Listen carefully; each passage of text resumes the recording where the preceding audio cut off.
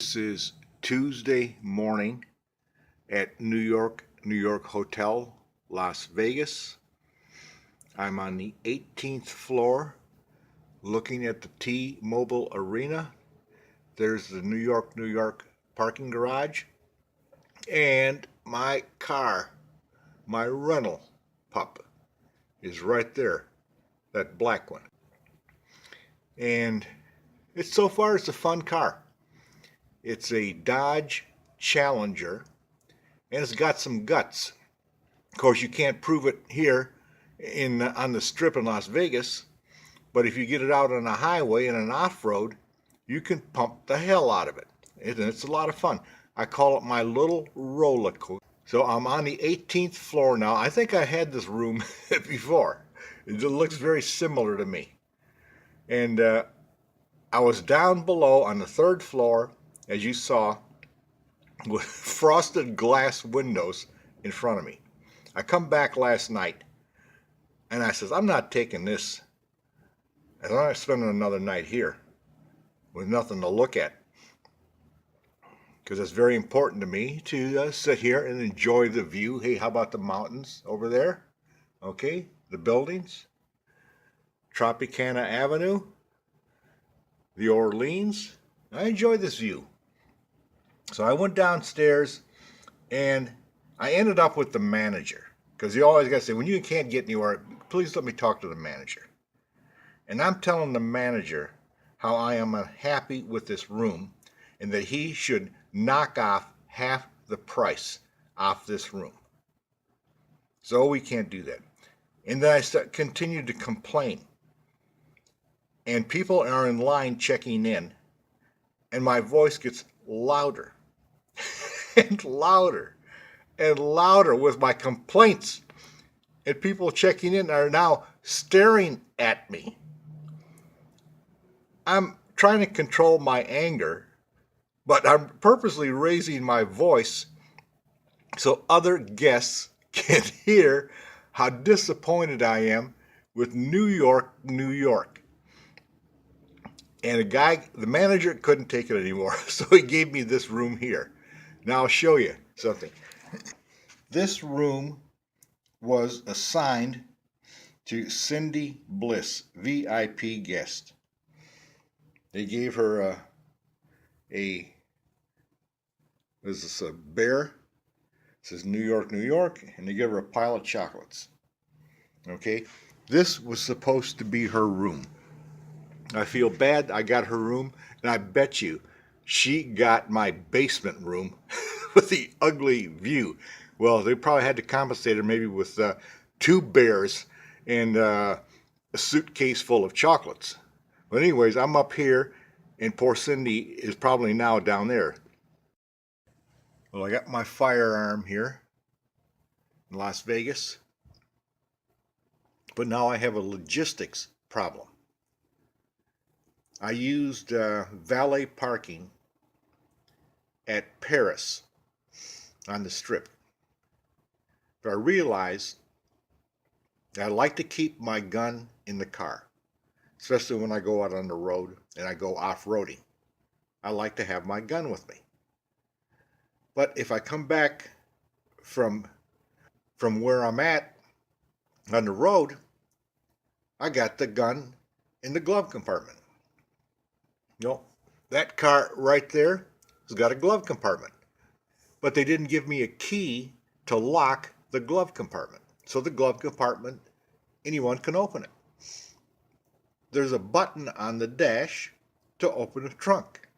So valet people have access to my gun in the glove box.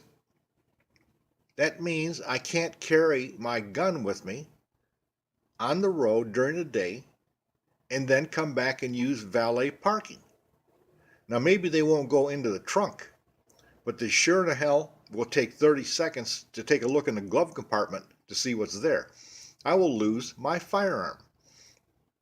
So what I kind of have to do is when I go out in the day and I drive around, take pictures and enjoy the beautiful scenery in Las Vegas, Nevada, I have to come back to the hotel room first and drop off my pistol. I don't like that. It's just an extra hassle. It ties me down to a certain routine. So maybe I got to come up with a way to keep the gun in the car, and I can't figure this out, and yet not have valet people get to it. It's 9 o'clock in the morning, and we already got people out there using the pool. I do not like this pool. No sunlight gets in it. The water is cold.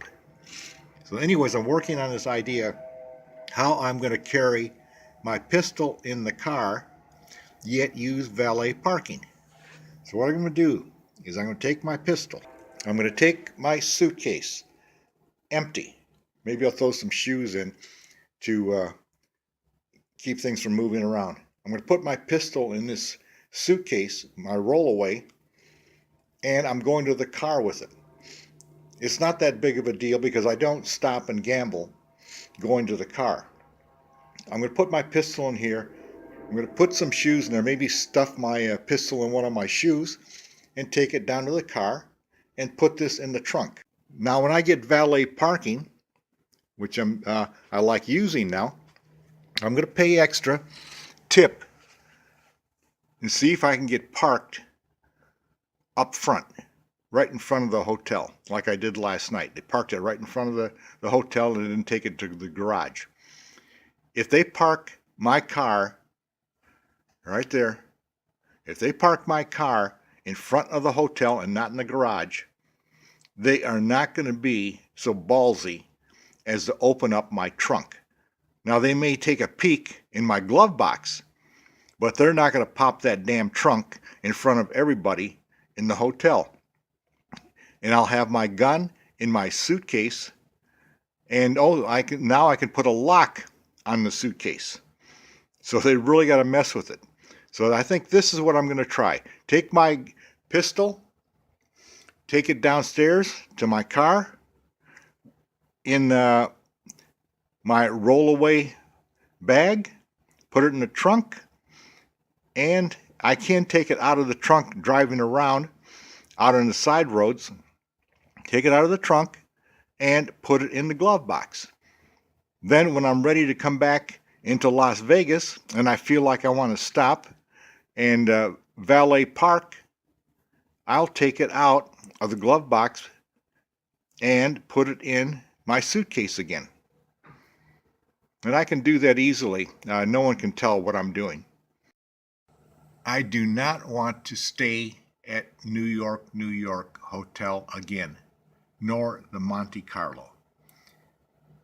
I like the room here. It's big. I like the hot tub.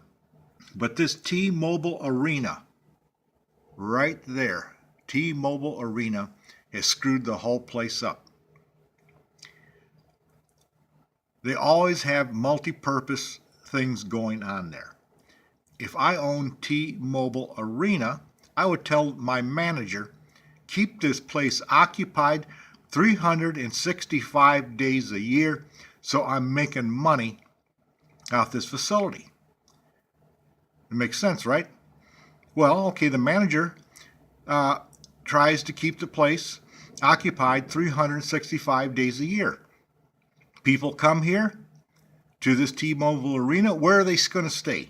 They're going to stay at the New York and the Monte Carlo because they can walk over to the arena without getting in the crowds on Las Vegas Boulevard. Therefore, these hotels are always full. And they get preferential rooms because they're coming and buying tickets at T-Mobile Arena, where tourists like me are put at the bottom of the list for rooms in the New York, and the Monte Carlo. That's why I ended up in a basement room at New York.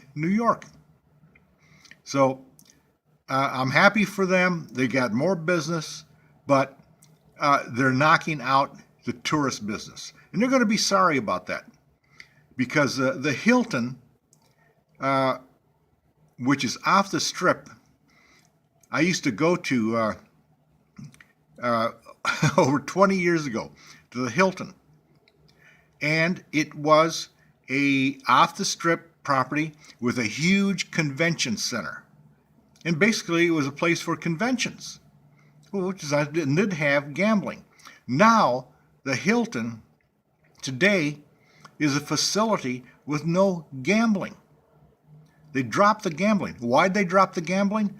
Because convention people don't gamble. Why don't convention people gamble? Because you can't be successful in your business and be a gambler, addicted to gambling. So the people go to these convention centers are not gamblers.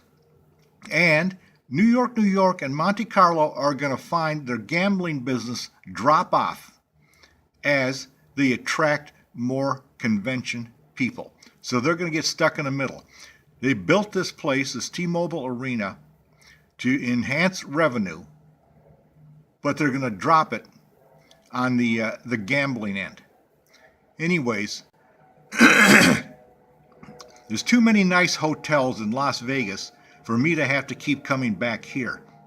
Because now I know if I get my hot tub room, my spa room, it's going to be in the basement. So I'm going to go someplace else that doesn't have a huge convention business, like over at the Rio, or here's the Palms over here. Someplace. Too many nice rooms for me to get stuck here at New York. If I can't get a nice hot tub room, then I'll look for a room that does have a bathtub, so at least I can do my tub talks in it.